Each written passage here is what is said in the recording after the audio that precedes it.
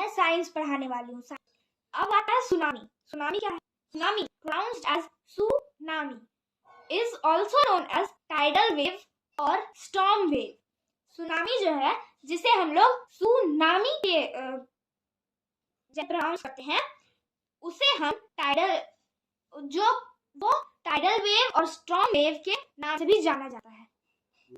A tsunami is caused by an undersea earthquake or by a severe hurricane or cyclone। Tsunami undersea earthquake मतलब कि समुद्र के अंदर जो अर्थक्वेक होता है उसके द्वारा, या फिर सीवर हरिकेन या साइक्लोन के कारण होता है। These waves from the sea come rolling towards the shore। Waves समुद्र के किनारे की तरफ रोल करते हुए मतलब घूमते हुए आते हैं। They cause destruction on the seashore within second। ये कुछ ही क्षणों में समुद्र के किनारे विनाश ला सकता है। Tsunami waves can be as high as 15 metres. Tsunami waves जो होता है वो 15 मीटर ऊंचा हो सकता है। These giant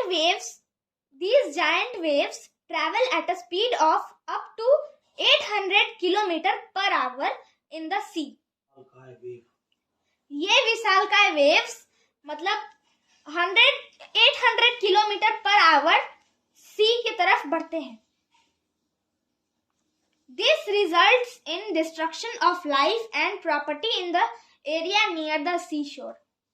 इसके कारण समुद्र के किनारे के पास जितने भी जीव जंतु हैं, संपत्ति है, ये सब नाश हो जाते हैं।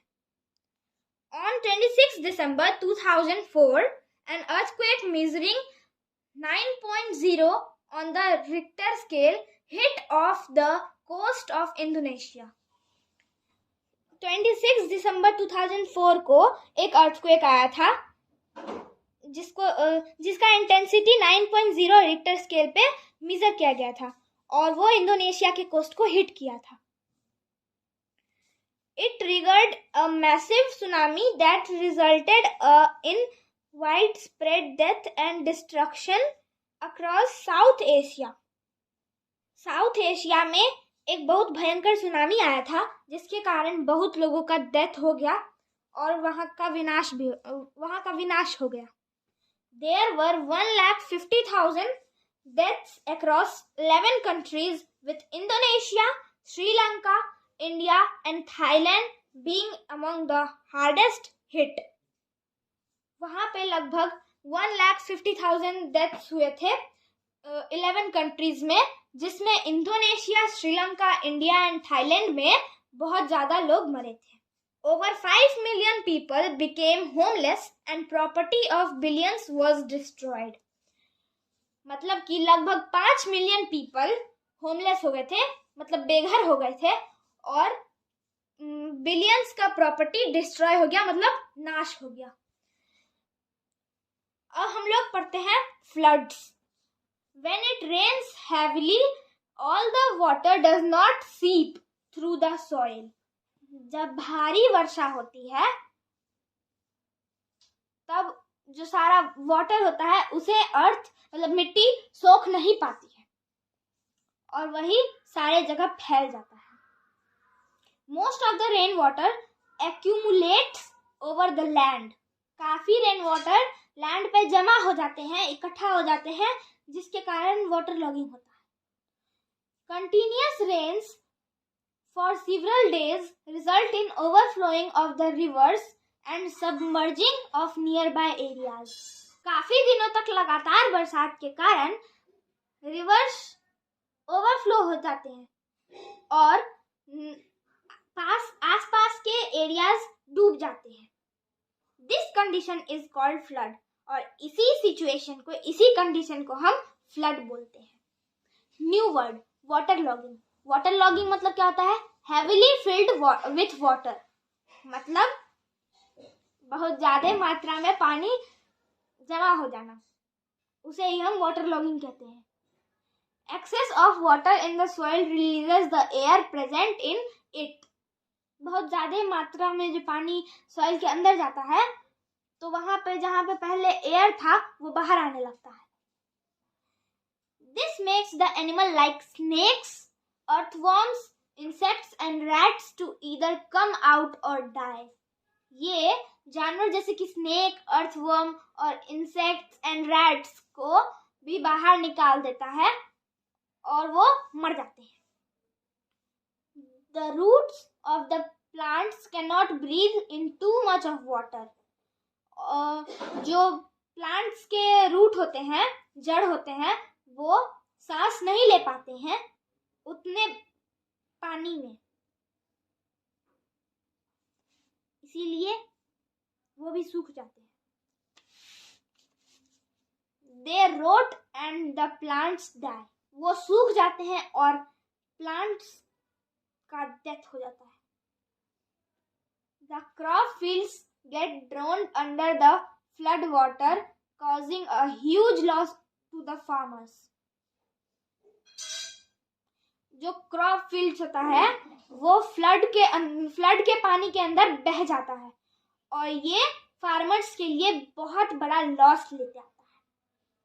Many aquatic animals are also forced out to die due to the overflowing water of rivers. मतलब रिवर्स के ओवरफ्लोइंग वाटर के कारण ये कुछ एक्वेटिक एनिमल्स को भी बाहर निकाल के मार देता है. The upper fertile layer of soil gets washed away with flood water causing soil erosion. Soil का जो upper fertile layer होता है उसे भी वो अपने फ्लड वाटर के साथ ले जाता है, फ्लड वाटर के साथ बहा ले जाता है और यही सॉइल इरोजन कॉज करता है. Heavy floods wash away animals, vehicles और even कच्चा houses with them. Heavy floods जो होते हैं वो एनिमल्स, व्हीकल्स और कुछ कच्चे हाउसेस को भी अपने साथ बहा ले जाते हैं. They may cause massive loss of life and property. के कारण जीव जंतु और संपत्ति में बहुत लॉस हो सकता है. Floods can be prevented by growing more trees, building dams and embankments on the rivers. मतलब क्या होता है? फ्लड्स को इन चीजों के द्वारा रोका जा सकता है, जैसे कि plant more trees, building dams banana and embankments on the reverse. मतलब रिवर्स का एम्बैंकमेंट्स. अब हम लोग आते हैं ड्राउट पे. ड्राउट क्या होता है? When a particular area receives no rain or less rain than normal for a long period, it is said to be affected by droughts. किसी खास जगह पर जहाँ पे रेन नहीं होता है या थोड़ा सा होता है नॉर्मल रेन की तुलना में, it is said to be affected by droughts. उसे हम ड्रॉट्स कहते हैं. ठीक बोले? However, it is not only the lack of rainfall that causes drought.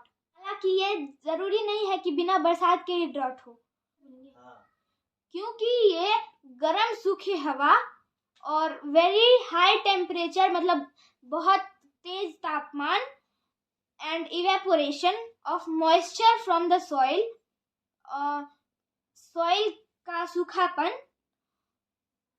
इन सभी चीजों के वजह से भी ड्रॉट हो सकता है.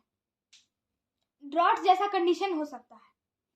India has faced 3 major droughts in the 20th century. 1904 to 5, 1965 to 66 and 1986 to 87.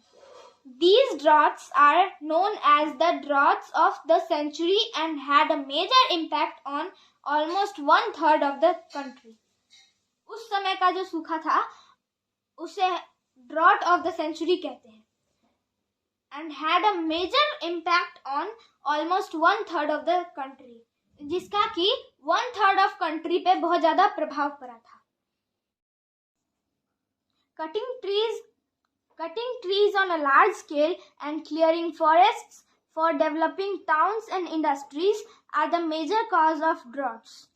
मतलब टाउन और इंडस्ट्रीज के डेवलपमेंट के लिए लार्ज स्केल में ट्रीज को काटना और फॉरेस्ट को क्लियर करना ही मेन ये रीजन है ड्रॉट्स कॉज होने का। अब है droughts can be prevented by growing more and more trees. मतलब कि ड्रॉट्स को रोकने के लिए ज्यादा से ज्यादा पेड़ लगाना चाहिए। And by harvesting rain water, मतलब रेन वाटर को इकट्ठा करना चाहिए। Trees gives out water vapour during transpiration and help in bringing rains. Transpiration के समय ट्रीज वाटर वेपर निकालता है और बरसात लाने में मदद करता है। तो आज के लिए बस इतना ही। मिलती हूँ नेक्स्ट वीडियो में क्वेश्चन आंसर्स के साथ। तब तक के लिए बाय बाय।